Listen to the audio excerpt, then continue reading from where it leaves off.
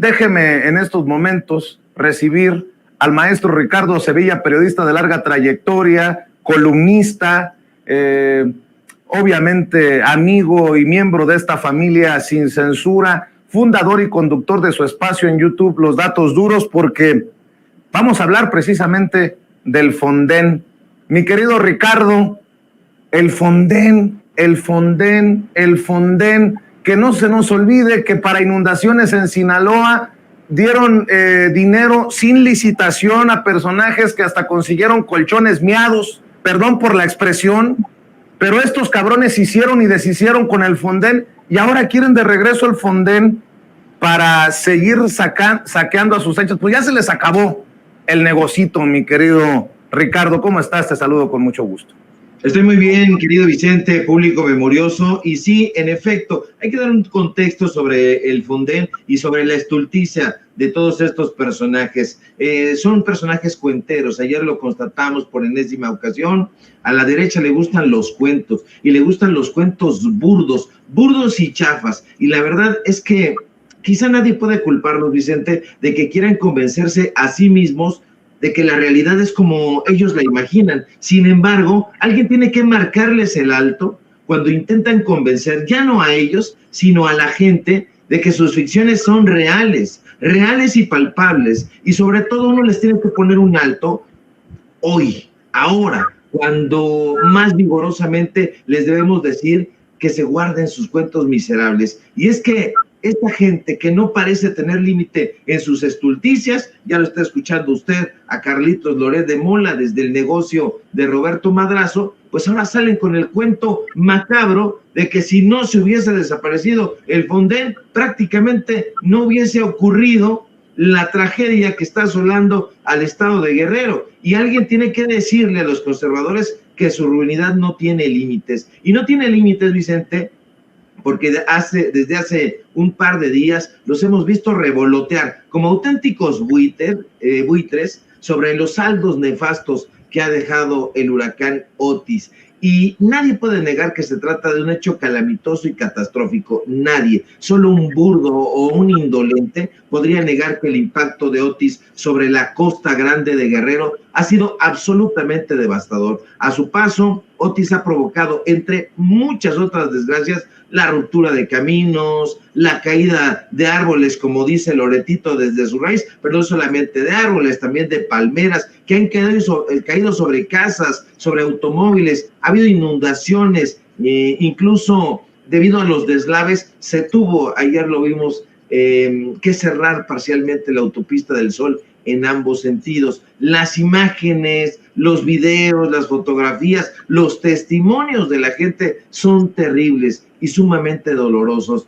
De acuerdo con la Comisión Federal de Electricidad, hubo apagones que afectaron a más de 500,000 personas. Quien haya revisado meticulosamente, pacientemente, la información que está circulando sobre la región, sabrá que la red móvil de la costa del estado ha reportado cualquier cantidad de fallas y debido a eso ha dejado a muchísima gente incomunicada. Fíjate, Vicente, incluso ayer hubo un sismo de magnitud 4.4 a 28 kilómetros de Zihuatanejo, pero el sistema de detección de sismos Sky Alert no operó adecuadamente e incluso la polémica empresa de la que hemos hablado en su momento tuvo que salir a reconocer en un comunicado que no había dado el ancho en ese tema. Lo que te quiero decir, Vicente, es que por donde veamos asoma la tragedia, las pérdidas, la desolación y la impotencia de muchísimas familias que han perdido su patrimonio. Es decir, hay dolor en todas las esquinas del estado de Guerrero. Y uno en estos casos, lo mínimo que podría esperar es empatía. La empatía de todos los mexicanos y de todas las mexicanas.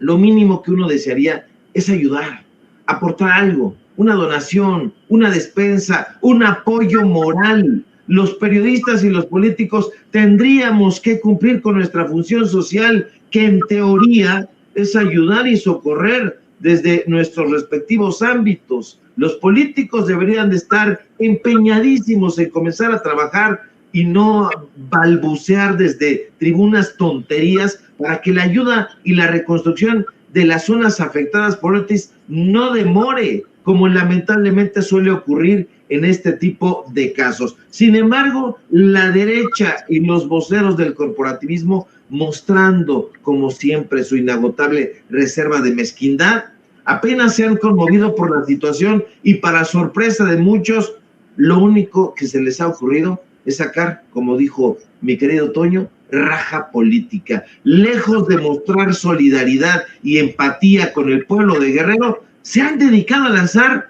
dardos pestíferos, críticas ponzoñosas contra el gobierno federal, contra el presidente, contra el gobierno de Guerrero. Incluso su serenidad, como bien apuntaste, casi lleva a la oposición a responsabilizar al presidente de la devastación que dejó a su paso este fenómeno natural.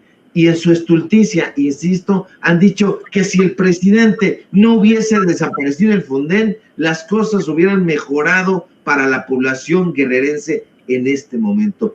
¿De dónde sacan semejantes estupideces? ¿De dónde sacan tantas mentiras? La verdad, solo el diablo lo sabe. Y de entrada, le digo a usted que el Fonden aún existe, que el Fonden no desapareció. De hecho, en este momento, y ayer lo informaba la Secretaría de Hacienda, tiene alrededor de 18 mil millones de pesos en sus arcas. Lo que sucede, y no lo dice la derecha, porque probablemente ni siquiera lo sepa, porque como bien apuntaste, Loretito nada más tiene a sus canchanchanes ahí haciéndole la tarea, es que Banobras ya no administra el fondo. Banobras, que hemos exhibido en este medio de comunicación, que era una de las empresas de las que se servía Krause, Aguilar Camín, Claudio X González, ya no lo administra Banobras. En la actualidad, el dinero se centraliza y posteriormente, cuando hay esta clase de eventos naturales, se transfieren recursos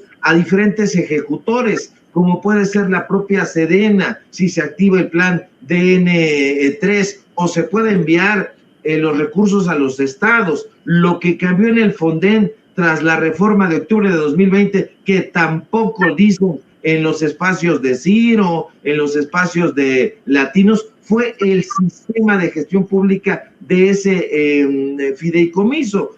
Ya no se permite que Banobras ni los municipios sean quienes establezcan el sistema de facturas y tampoco que manejen los proyectos de recuperación tras el desastre. Y no se les permite, Vicente, porque todos se lo robaban. Solo una cabeza de chorlito se atrevería a negar que desde su creación el Fonden representó auténticos actos de latrocinio institucionalizado. Y no lo digo yo, ni el gobierno de López Obrador.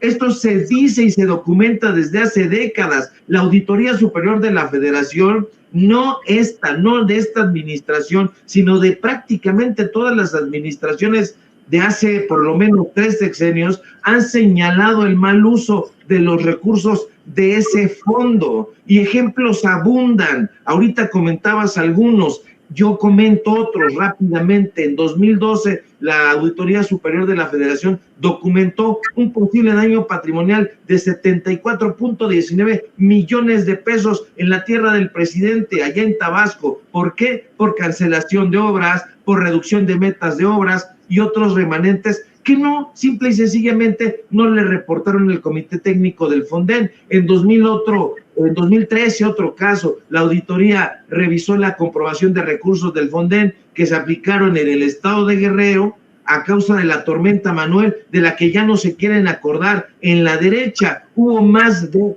300,000 personas afectadas, más de 73 municipios devastados. Al revisar el informe de la Auditoría Superior, nuevamente nos damos cuenta de que el Fonden no acreditó, porque no le pegó la gana, el cumplimiento del plazo de ejecución de las obras de reconstrucción. 52 contratos se lo pasaron por el arco del triunfo. También en ese mismo caso pudimos observar, lo observamos con datos duros, que la SEDATU inició obras y acciones más de 100 días después. se le pegó la gana, no es tan importante, vamos a tomarnos nuestro tiempo, 113, 119 días, está documentado, no lo dice el gobierno de López Obrador, y no solo eso, Vicente, también vemos que los apoyos parciales que autorizó el Fonden a la Conagua, en ese caso, fondos por casi 290 millones de pesos,